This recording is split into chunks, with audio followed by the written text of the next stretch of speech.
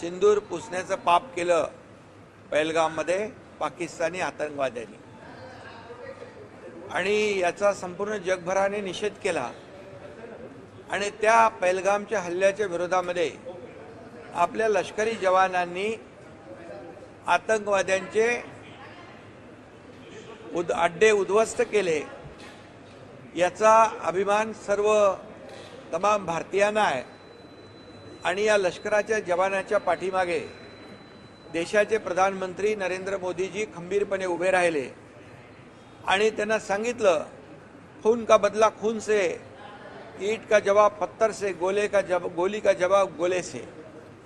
आणि आपल्या लोकांनी देखील लष्कराने कुठल्याही सिव्हिलियनवर अटॅक होऊ दिला नाही, प्रिसाइज अटॅक झाला आणि ते आतंकवादी अड्डे उद्ध्वस्त केले। अशा प्रसंगामध्ये पाकिस्तानला ऑपरेशन सिंदूरच्या माध्यमातून एक जबरदस्त त्याला उत्तर या ठिकाणी लष्करी जवानांनी दिलेलं आहे आणि लष्करी जवानांनी उत्तर दिल्यानंतर अशा प्रकारचं वक्तव्य काँग्रेसकडून होतंय ही खरं म्हणजे हे चिंताजनक बाब आहे, ही दुर्दैवी बाब आहे, ही देशविघातक बाब आहे। हे देशप्रेम नाही, हे पाकिस्तान प्रेम त्यांचं उतू चाललेलं आहे आणि म्हणून पाकिस्तानमध्ये देखील या सर्व नेत्यांनी काँग्रेसच्या बोललेल्या हेडलाईन झाल्या, देखो हिंदुस्तान में ये अटैक के बारे में क्या बोल रहे हैं। आणि म्हणून पाकिस्तानी बोलणाऱ्यांना हिंदुस्तानची जनता माफ करणार नाही, बिलकुल त्यांना सोडणार नाही, त्यांची जागा त्यांना दाखवणार।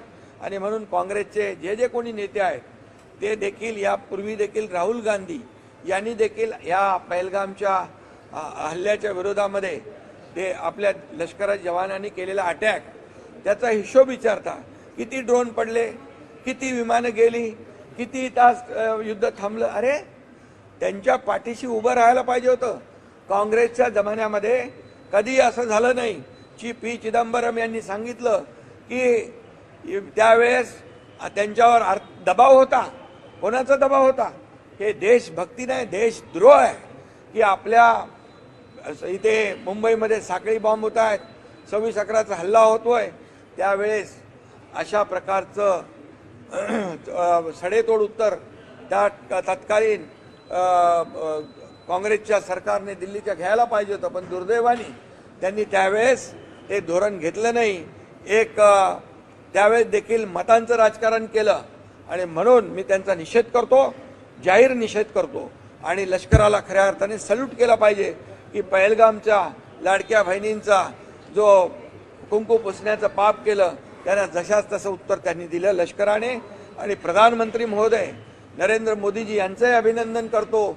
त्यांनी म्हटलं की या ठिकाणी खून और पाणी एक साथ नहीं बहेगा, याला म्हणतात देशभक्ती, याला म्हणतात राष्ट्रभक्ती। आणि काँग्रेसने अशा प्रकारचं वक्तव्य केलं तर त्यांची कबर या देशातली जनता खोदल्याशिवाय राहणार नाही।